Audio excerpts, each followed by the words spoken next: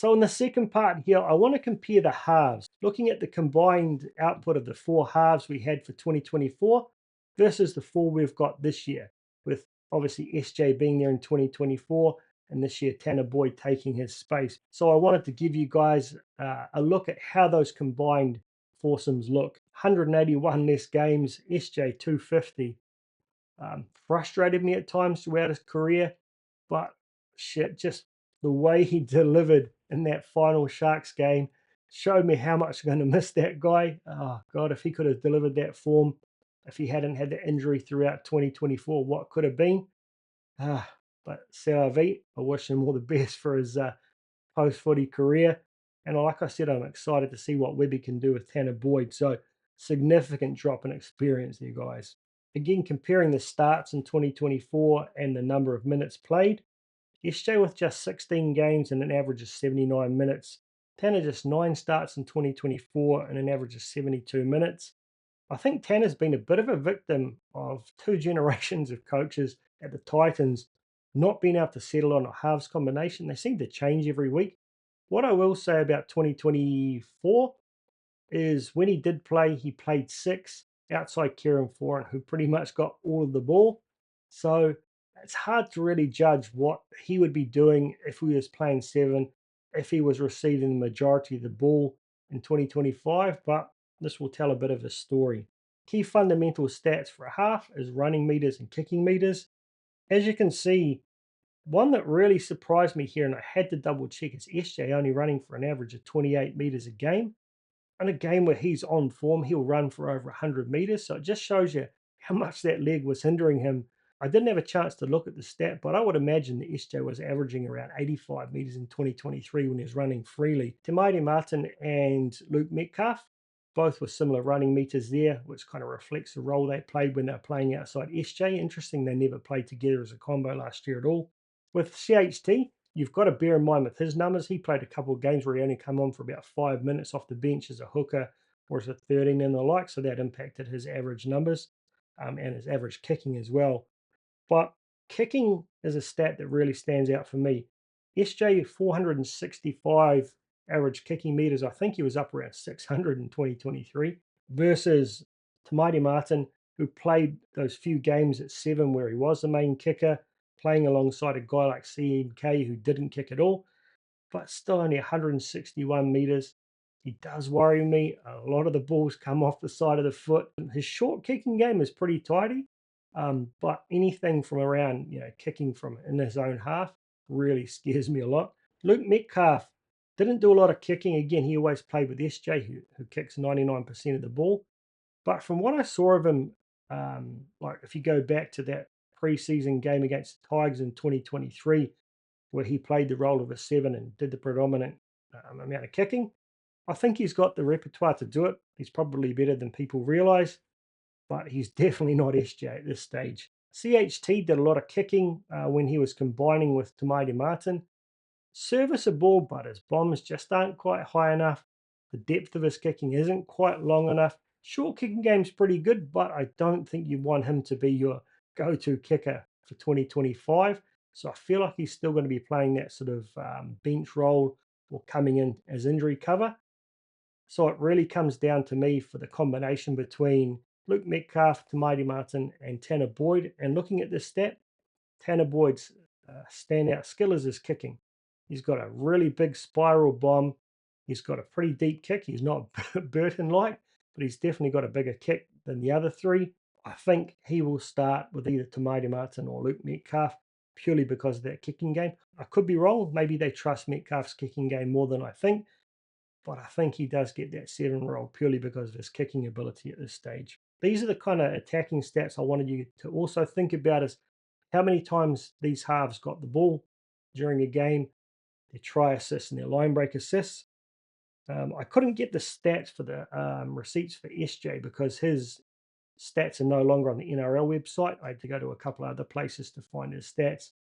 But with 26 try assists, 16 line break assists, that's a lot of attack that we've got to replace. Tamaiti Martin with 16 try assists and 14 line break assists. This is one of the things that get a lot of people really excited and think he should be the seven. But when I went back and watched him play during that stint where he was playing 7, he just drifted in and out of the game a bit much for me. A number of those try assists came from random kicks that were shanked that happened to bounce well for us, but he definitely does have the ability to ball play. Some of the tries he set up in that Magic Round game, for example, they were money as good as SJ could produce, but he just doesn't do it as regularly in a game. He doesn't take charge of a game as you would see from a normal 7, and his kicking isn't quite there, so I would still prefer to see him playing in a 6 role, but getting more ball than he used to playing outside SJ. Luke Metcalf and Chanel Harris-Tavita, not a huge amount there, which doesn't surprise me for Luke because, like I said, he almost never got the ball playing outside SJ. Chanel Harris-Tavita, he didn't get a huge amount of games playing in the halves there, so hard to judge. Tanner Boyd, though, with none. He almost never gets the ball earlier on in the tackle count, unless Kieran Foran's been caught with the ball. He was predominantly doing the kicking. Kieran Foran was doing all the ball playing. I haven't had a chance to go back and look at his stats from the previous seasons, but from what I've heard from people who watched him coming out through the junior comps, he is a great attacking player. He's got the skills. We saw that try he got himself when I think it was Jacob Laban came out of line a little bit quick in the Anzac Day game, just stepped him, found the gap, gassed through. So he shows that he has got attacking ability. A couple of times he did get a good ball away. I feel like he's got the skill set, but he just didn't have the chance. So that's where I'm really looking for Webby to let him loose in 2025. And the negative areas to finish up, errors and penalties. This one may surprise people. SJ led the entire Warriors squad, only playing 16 games with 21 errors. That's one of the reasons I feel like our cohesion wasn't so good this year. He just wasn't delivering with the same level of execution as he did in 2023, playing with an Achilles injury, but 21 errors. Woo, a lot of them coming in the attacking zone in the third and fourth plays, or even sometimes in the fifth play. So looking for that number to be better from our halves in 2025. The rest of them are all kind of much of a muchness there. Metcalf and Chanel Harris-Tavita, not as many games. So Chanel is maybe a little bit higher than you'd want for someone who didn't play that often. But overall, not too bad from the boys who are going to be there for 2025. So looking at the halves, it's not going to be a lot different to what we had in 2024, right? A broken SJ, didn't get to play a lot. We saw glimpses of what we could have had in that final game against the Sharks, but the reality was we didn't have that all season last year. When he played, he was broken, not functioning as he was in 2023. So I don't think you compare Tanner Boyd to Sean Johnson on his best day because that didn't come every week. But when it did come, he was outstanding. Even on a bad day, he could still control the flow of the game pretty well. So I think it's going to be a not completely dissimilar output from our halves compared to last year, which could mean we finish in a not dissimilar position. Can our forwards deliver a similar level to they did in 2024 to make sure we can still be competitive? That's a really big question for me, but the halves in reality, maybe not so different. I still have no idea which way Webby's going. He said a couple of things that kind of indicate that maybe Tamaiti might get the first nod. Maybe him and Metcalf. He's seen them together before, but by all accounts, Tanner Boyd is a real hardcore trainer, super fit. And Webby has talked about sort of rewarding people who've made a big effort over the preseason. So honestly, I wouldn't put anybody's left nut on who actually starts in that first game against the Raiders. But my guess is Tanner Boyd and Luke Metcalf. So overall, guys, looking at our losses and gains for 2025, it makes me feel a little bit worried, particularly the loss of Tohu. I mean, I feel like he could cost us 2 or 3 places on the ladder purely for his effort areas, for his leadership. I think he developed into a great captain when it came to communicating with the refs. Who plays that role in 2025? That's a really important part of being a captain. It's not just the leadership of your players, communicating with the ref, manipulating the ref to see our side of things. Who would be that guy? Is it James Fisher Harris? Is it Mitch Barnett? Is it Wade Egan? Is it RTS? A lot of choices there. I've got to be honest, I don't really mind which way they go because we've got a lot of leaders out there. But what concerns me most at this point is if we get injuries to James Fisher-Harris and Mitch Barnett, who are our starting props going to be? Marata Niokore and Jackson Ford, that is a starting combo, is significantly less intimidating for any opposition. Imagine having a young guy like Dimitric and a small guy like Clark in there as your starting prop up against the Storms or one of those other massive packs. Do you go backwards and bring Bunty back in? They may end up having to do that because he's got the experience. He might not have the output, but you've got to have a bit of experience to back them up. And I have a feeling that's why maybe they haven't pushed them out as fast as they were planning to. I'd heard that he was told to leave last year. Maybe it's just he still hasn't found a club, I don't know. But in the background, you've still got Tom Ali and um, Bunty Afal with a bit of experience there. But neither of them are a prop that's going to worry an opposition pack. So that's my key area of worry heading to the season, guys. Our middles depth. I think we've got plenty of depth in the back rows. I think our halves, we're not expecting too much from them, so I think it'll be hard for them to let us down. I think if they could all hit their straps and stay on the field, Luke Metcalf, Tamari Martin, and Tanner Boyd could deliver some interesting things. Our centres are as good as any in the comp, in my opinion. You're going to have RTS and Dallin on the wings that will match most teams. And as far as fullbacks go, it's likely to be Chance.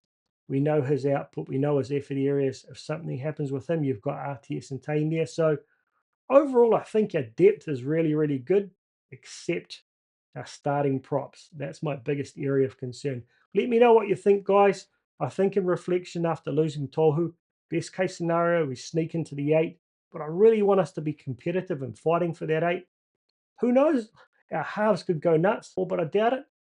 But I really want to see the progression and be able to see who of these young guys is really going to step it up and take it to the next level. Because in reality, so out of the list of the guys like Sam Healey, Zion Maiu, Tanner Stowers Smith, Jacob Laban, Dimitri Vayamaga, Leka Halasima, all of these young guns we've got coming through the forwards, in reality, probably only 2 or 3 of them will become full-time, long-term NRL players. It's just the reality of how this competition works. It's sad to think about, but we need to figure out who those guys are, start getting them some experience. I think this year's going to be a rebuild. I'm really curious to know why they either haven't extended or haven't announced that they've extended Chance and Nickel Klugstad and Dylan Walker. For me, Dylan Walker is the first name I'd be looking to lock in. I think he's vital to our attack. His experience in the middle is absolutely vital over the next couple of years. I heard he only wanted 2 years. They only offered him 1. From there, I haven't heard anything more, but I really do hope that we can keep him now that Tohu's gone. Let me know your thoughts, guys. What's your updated prediction after losing Tohu Harris? Look forward to talking to you over this season. I'm not sure how often I'm going to be able to do these really detailed stat breakdowns like I've done in the past. Work is going nuts this year. A lot of really exciting things going on with that side of things. I've got the Holics Kitchen going on. So I may not be able to do the pre-game and post-game reviews to the same level I did in the past. Whenever I have the time, I will do that. But either way, I'll give you my thoughts on Teamless Tuesday and post-games every week. Look forward to chatting with you. Keep up the comments. If you haven't followed the channel, please do. It's going to be a fun ride in 2025. Up the New Zealand Warriors. Exceed our expectations. Get up there and mix it up in the finals in 2025. Let's go.